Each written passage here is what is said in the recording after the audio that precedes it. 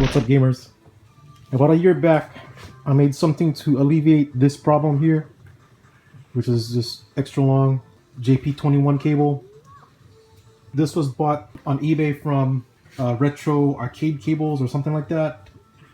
As you can see how unsightly this is and how long, and the wires just take up too much space. So I made custom cables that is way shorter than this. So to fix the issue, I bought an 8-pin mini DIN cable from eBay, which is also the plug that's used on the FRAGEMEISTER's RGB port. And I also bought a Saturn AV cable from eBay to use its Saturn plug, which is a 10-pin mini DIN, which you cannot find anywhere. It's a rare plug. I also bought these 8-pin mini DIN plugs also on eBay, which is easily found, not like the 10-pin ones which I used on the ends of the cables. I made it detachable here so that I wouldn't need to disconnect the cable from the FRAGEMEISTER and wear out the jack on the FRAGEMEISTER. So what we have here is an RGB cable for the PlayStation. This is actually a JP21 cable, which is an original PlayStation one and is actually quite expensive. So I bought a cheap SCART cable. Here's the cheap SCART cable, the PlayStation SCART cable that was purchased from eBay. Obviously you need this for the plug, and we're just going to use the wires and connect it to the 8-pin mini DIN plugs that I used, and we can shorten this cable and obviously get rid of this big clunky RGB cable. Okay, now we need to find out the AV hangout information for the PlayStation. And of course you can Google for that and get it fixed.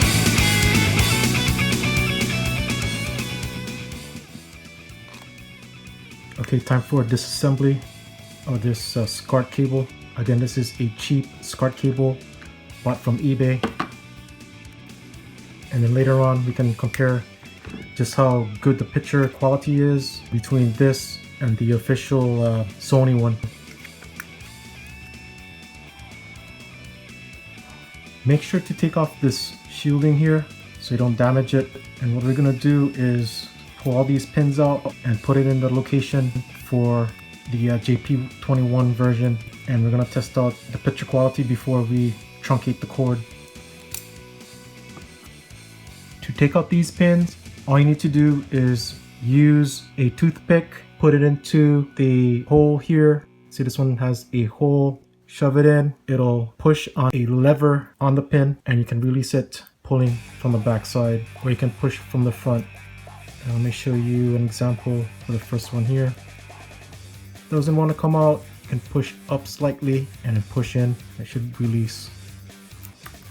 And then here's a closer look at the pin. Here's the tab right here that you're pushing on, and I'll push it in a little bit and it'll release. This one actually has 220 microfarad capacitors for the RGB lines, and again they're to eliminate the DC signal from the line.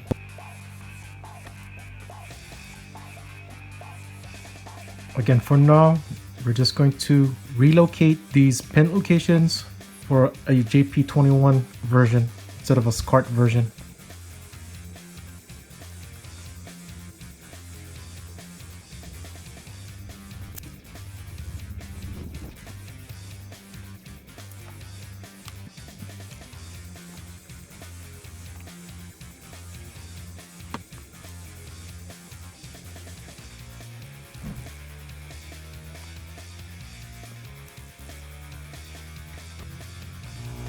Okay, now we're just going to use our multimeter to check and make sure we're putting the pins in the correct locations.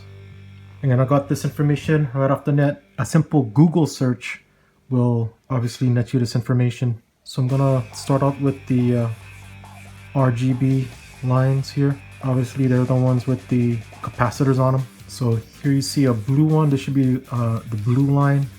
But again, we can confirm it by using our multimeter to check for continuity. Start out with the blue here, which should be the 9-pin. Okay, here's the connector here, so this should be pin 1 on this side according to this schematic here, and just check the 9-pin. Capacitor is actually blocking the DC voltage, so I'm gonna have to put it right on that wire there. Make sure you go on that the leg that's connected directly to the wire. So this is 12, 11, 10, 9. Okay, that is the blue. So we will put this blue pin in the corresponding slot here. So the blue goes in the JP side. Again, the European side is SCART. Here's the JP21 side. So blue goes into 20, which is this top pin here.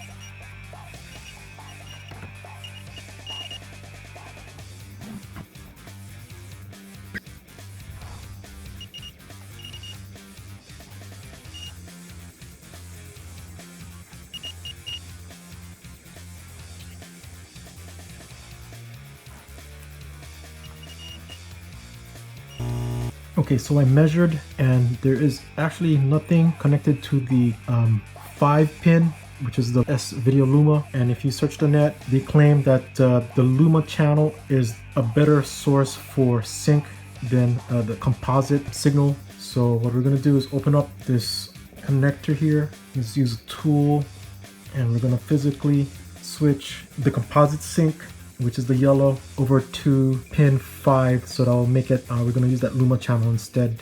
No wire is connected to the 5-pin, which we need to use, which we want to use instead of the 6-pin for sync.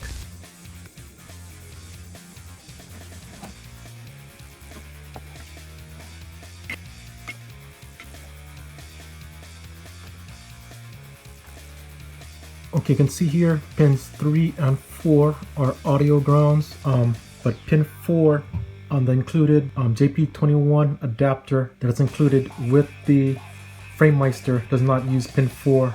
So we're gonna solder pins 3 and 4 together and just use pin 3. Okay, I just decided to cut the 5-volt lead.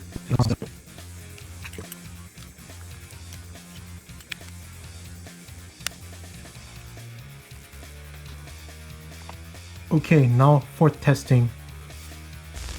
Okay, now you can see the cable actually work. Now we can go ahead and cut down the size of this and cut down the length of the cable. Okay, here we're gonna check and see what the actual voltage is on these RGB lines. Looks like it's a 1.3 volts, which isn't that high. So I wouldn't worry about this actually ruining your FRAGEMEISTER. Okay, now we're just gonna shorten the cable. And what we're gonna do is use our 8-pin mini DIN connector in place of the JP21 or SCART connector. And we're gonna use our chart here to see where the wires go in relation to the FRAGEMEISTER AV input, specifically the RGB input. These 8-pin mini DIN connectors are connectors you can buy from eBay. First you have to take this apart by pulling off the jacket. And then in here is a squeeze clamp. And again, we're going to use the male connector. And we'll be wiring the wires to this part here, right on the back side. And you can orientate this by putting the 2 pins on the bottom. You can see the 2 pins there. And then there's a slight gap between the 4 and 5 pins. A bigger gap than between the 4 and 3. So blue video is right here. When viewing it from the front side of the connector, obviously this is going to be reversed of this. But viewing from the back side, this is actually a representation of this. Okay, so again, the blue video is going to be on the right side. Before you start soldering, make sure you put the jacket on the cable before you start. Then just tin the tips of the wires with solder.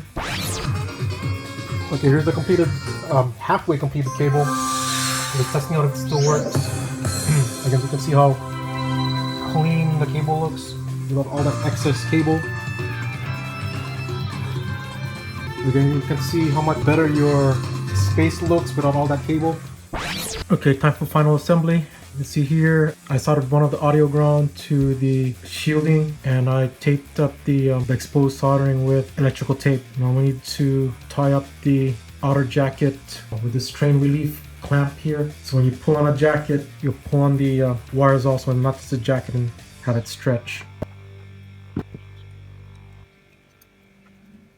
I can see here this one has a tab right here on this side, and then you can see the notch, on the shield right here. So that notch goes where that tab on the shield goes. And you can see the clamp here goes into the recess there. And we can finish up by putting this arrow where the tab is.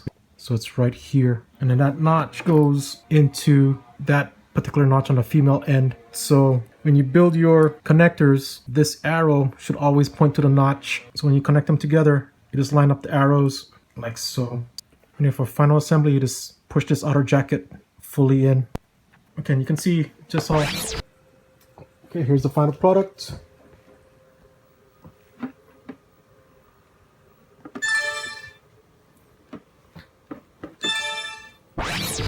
Here I'm testing it out with the PlayStation. And to make the cable even more fancier, you can even add an RFI magnet.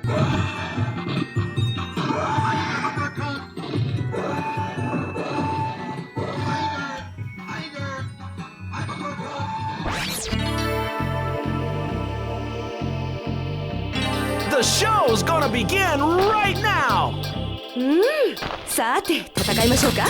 Fight one! Ready? Go!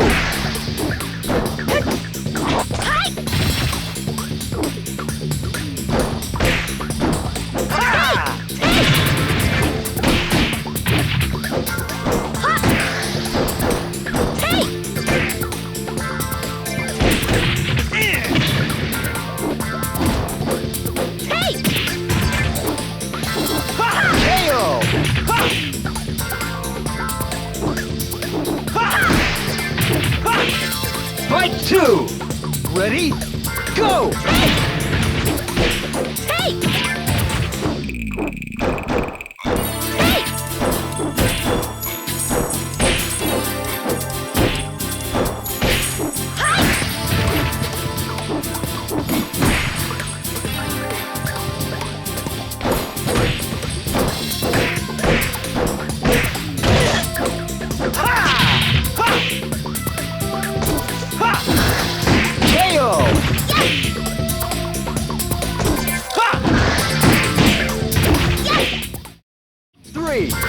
Ready? Go!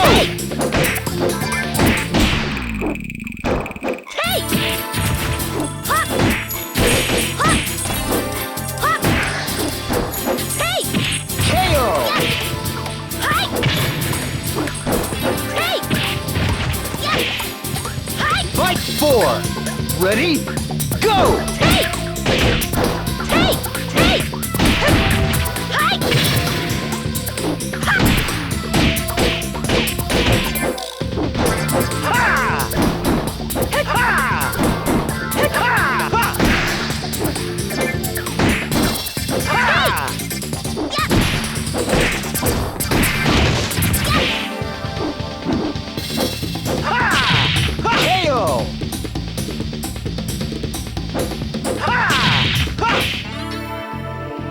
Fight five!